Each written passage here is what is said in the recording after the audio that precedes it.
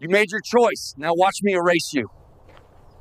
I'm a 36-year-old contractor who just landed the Kellerman project, a full-scale, ground-up commercial renovation worth more than I'd managed to earn in the last 2 years combined. We're talking about life-changing money here, the kind that clears every truck payment, wipes out old debts, funds a college education without blinking, and maybe even buys you that cabin by the lake you've been picturing in your head since you were young enough and naive enough to think 30 was old. The kind of windfall that makes you stand a little straighter, talk a little louder, and start to believe you've finally arrived. I was cruising down Maple Street in my dented, paint-flecked F-150, the kind of truck that rattles when you push it past 50, windows down to let in the warm afternoon air. The scent of fresh-cut grass drifted in from the houses I passed, mixing with the faint smell of motor oil and dust that lived in my cab. Classic rock thundered through the speakers, bass vibrating in my chest, and I felt like I could take on the world. In my head, I was already rehearsing my victory speech to Marissa. "Baby, we did it. Your husband just became a legitimate businessman." I even caught myself picturing the look on her face when I told her. Hell, I almost pulled over to that fancy wine shop downtown, the one where a single bottle costs more than a week's worth of groceries. Because tonight wasn't just going to be a good night.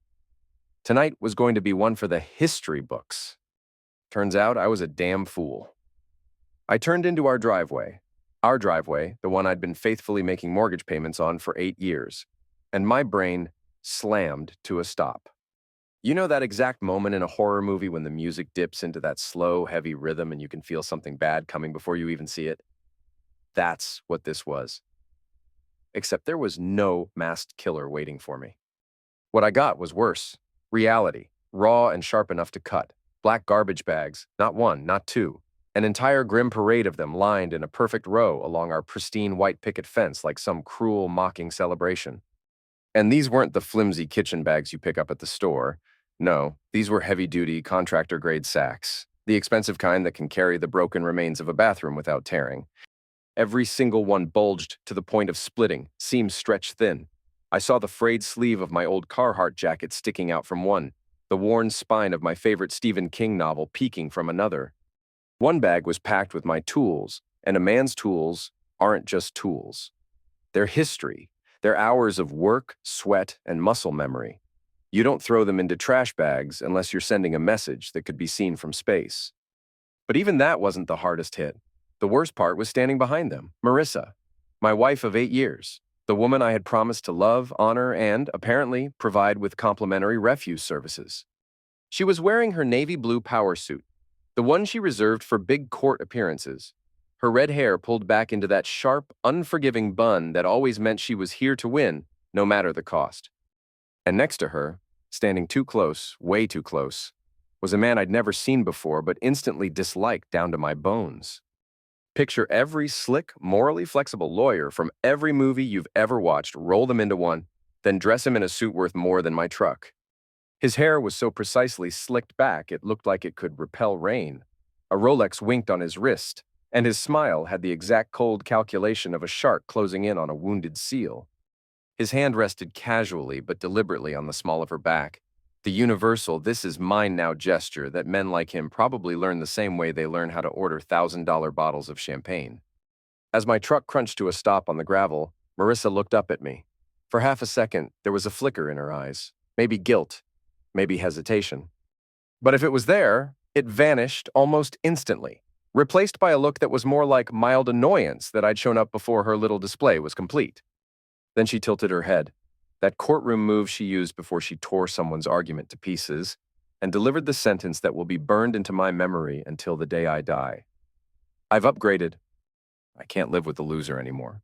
Just like that. 8 years of marriage, 8 years of building a life together, 8 years of me busting my A to give her everything she wanted, and she summed it all up like I was a smartphone she was trading in for a newer model. The silence that followed was the kind you hear right before a tornado hits. That weird, heavy quiet where even the birds know something bad's about to happen. Mr. Expensive Suit was practically vibrating with smugness, probably expecting me to lose my mind, maybe throw a punch, definitely make a scene that would give them both something to laugh about later. But you know what I did instead? I laughed. Not a bitter, crazy laugh or a fake trying to save face laugh. A genuine, this is so ridiculous it's actually funny laugh that started in my chest and worked its way up until I was damn near doubling over. Both of them just stared at me like I'd started speaking in tongues. Marissa's confident smirk flickered for just a second, and I caught a glimpse of the woman I'd married. The one who used to think my laugh was contagious, who used to curl up next to me on Sunday mornings and say I made her feel safe. But that woman was apparently long gone, buried under designer clothes and corporate ambition. So I did the only thing that made sense. I got out of my truck, walked around to the back, and popped the tailgate. The metallic clang echoed in the evening air like a starting bell.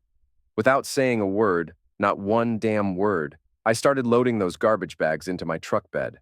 My clothes, my books, my tools, pieces of the life I thought we'd built together. Each bag felt heavier than it should have, not because of what was inside, but because of what it represented. 8 years of thinking I knew someone. 8 years of believing that love was supposed to be about sticking together through thick and thin, not upgrading when someone better came along. The whole time they just watched. Marissa kept opening her mouth like she wanted to say something, but what was there to say? Sorry for destroying our marriage? Hope you find someone who appreciates having their life stuffed into trash bags. Thanks for making this so easy by not fighting back. When the last bag was loaded and the tailgate was closed, I got back in my truck, cranked the engine, and put it in reverse. Still hadn't said a single word. Still hadn't given them the satisfaction of seeing me break down or beg or make promises about changing or being better. As I backed out of that driveway, my driveway that I'd been paying for, I caught one last look at them in my rearview mirror. Mr. Upgrade had his arm around Marissa's shoulders now, probably whispering sweet nothings about how much better her life was going to be without me dragging her down. And you know what? Maybe he was right. Maybe she would be better off with someone who could give her the country club lifestyle she'd been wanting. Someone who looked good at fancy dinner parties. Someone who didn't come home with sawdust in his hair and calluses on his hands. But as I drove away from the house I'd called home for 8 years, past the mailbox I'd installed myself, past the garden where I'd helped her plant those damn roses she was so proud of, I realized something that would have shocked the hell out of both of them. I felt free for the first time in longer than I could remember. I felt like I could breathe again. Here's the backstory because this didn't happen overnight. Marissa's a lawyer. When we met in 2016, I was 28 and cocky as hell, running my own construction company built from nothing but a borrowed truck and more determination than sense. She was 26, fresh out of law school, working as a junior associate at one of those fancy downtown firms, where they charge $500 an hour to tell you what you already know. Back then, she thought my calloused hands were sexy. Can you believe that crap? She used to trace the scars on my knuckles and tell me they proved I wasn't afraid of hard work. She'd brag to her friends about dating a real man who could fix anything and build her whatever she wanted. I was her blue-collar fantasy, her walk on the wild side before she settled down with some boring lawyer type. Except somewhere along the way, the fantasy wore off, and reality started looking pretty damn ugly to her. The change didn't happen overnight. That would have been too easy. Instead, it was like watching a slow-motion car crash that takes 8 years to finally explode. First, it was little things. She stopped wearing the necklace I'd made her from reclaimed copper. She'd forget to mention office parties until after they happened. She started correcting my grammar at dinner parties like I was some project she was working on. "It's I saw, not I seen, honey," she'd say with that tight smile that made my teeth itch. People notice these things. People, as if I wasn't people. As if the clients who paid my bills and shook my hand weren't people. As if the guys on my crew who'd take a bullet for me weren't people. But I guess when you start swimming in the shallow end of the corporate pool, you forget that there's a whole ocean of real folks out there just trying to make an honest living. The real turning point came when she made senior counsel. Suddenly, I wasn't her charming blue-collar boyfriend anymore. I was the guy holding her back from her true potential, the guy whose work boots didn't belong at the partner's Christmas gala, the guy whose truck looked out of place at her firm's fancy restaurants. "You could try a little harder," she'd say when I'd show up to these things in my best shirt and cleanest jeans. Image matters in my world. Her world, not our world. Hers. The work friends started multiplying like rabbits.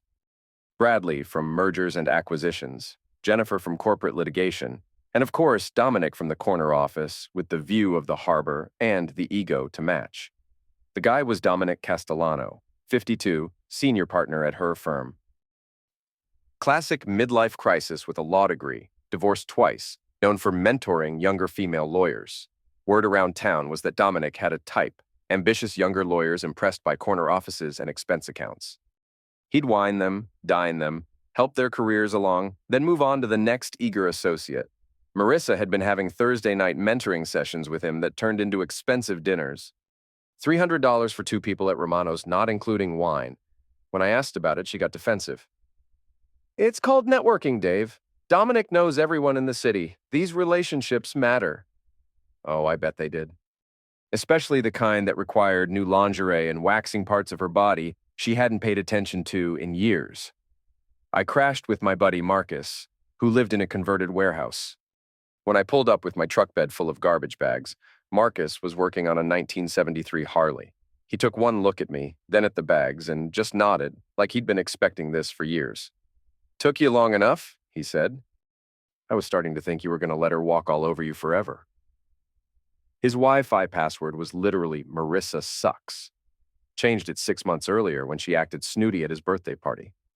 Marcus made me promise 3 things: no moping, no drunk dialing, and absolutely no talking about getting her back. This is a recovery zone, not a pity party. So I disappeared. Not physically, but emotionally, socially, digitally. As far as Marissa was concerned, I became a ghost. Deleted social media, avoided usual hangouts, threw myself completely into work. The Kellerman project led to more contracts. Within a week, I'd signed deals that would keep me busy for the next year and put more money in my pocket than I'd made in the previous 2 years combined. Found a simple apartment above Thompson's Auto Supply on the industrial side of town. Nothing fancy, just 800 square feet of privacy. I furnished it with thrift store finds.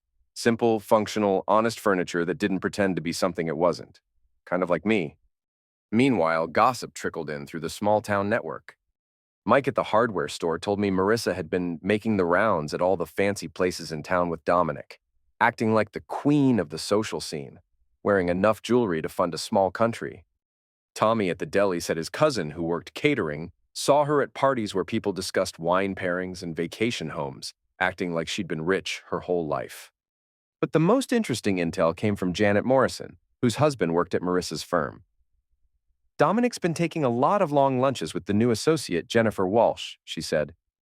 And when I say long lunches, I mean 3 hours, coming back looking like they've been discussing more than legal briefs. Jennifer Walsh, young, ambitious, fresh out of Harvard Law, apparently Dominic's next project. Marissa doesn't know? I asked. Oh, she knows, Janet said. She's just pretending she doesn't. Image is everything in that office. Then, exactly 4 months after I loaded my life into garbage bags, my phone decided to have a seizure. I was on a ladder at a job site when it started buzzing like an angry hornet. The number made me do a double take. Marissa. I hit decline and went back to work, but the phone kept buzzing. By lunch break, I had 17 missed calls, 12 voicemails, and a text thread that looked like someone had drunk dialed their therapist. The text started reasonable. Dave, I need to talk to you. Please call me back. Then desperate. Something's happened and I don't know who else to call. I made a mistake, okay? Finally, Crazy Town. You're being completely childish by ignoring me. 69 messages in total. The voicemails were a fascinating progression from desperation to anger to genuine panic. Buried in voicemail 15, she finally let truth slip.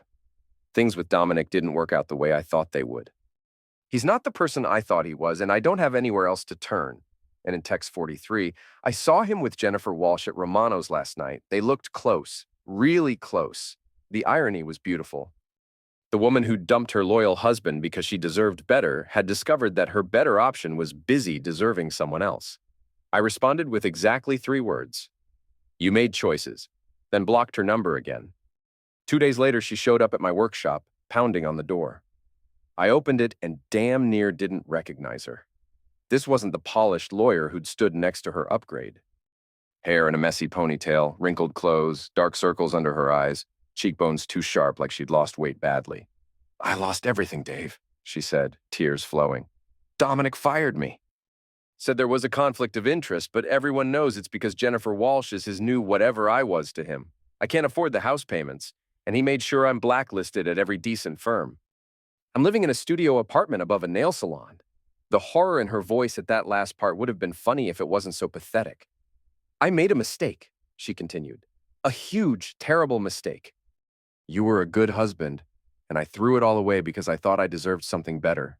For a moment, I almost felt something. Then I remembered the garbage bags, the smirk, the way she'd stood there like she was trading in a used car. You did make a mistake, I said. But the mistake wasn't leaving me. The mistake was thinking you could come back. Please, she whispered. I don't have anyone else. You had someone, I said quietly. Well, you had someone who would have done anything for you. You looked that person in the eye and told him he wasn't good enough. I stepped back and started closing the door. The answer is no, Marissa. You don't get to destroy something and then come back when you realize you needed it. That was 6 months ago.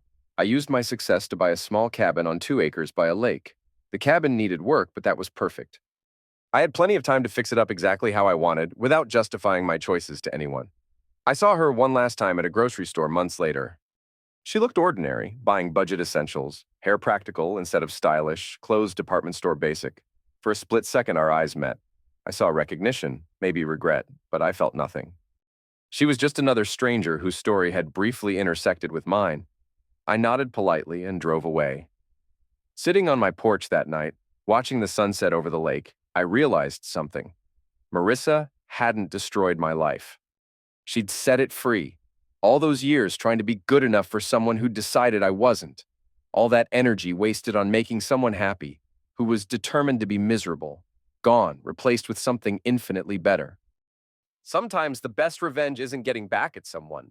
It's building a life so good that their absence becomes a blessing. Sometimes the trash really does take itself out. Best divorce settlement ever.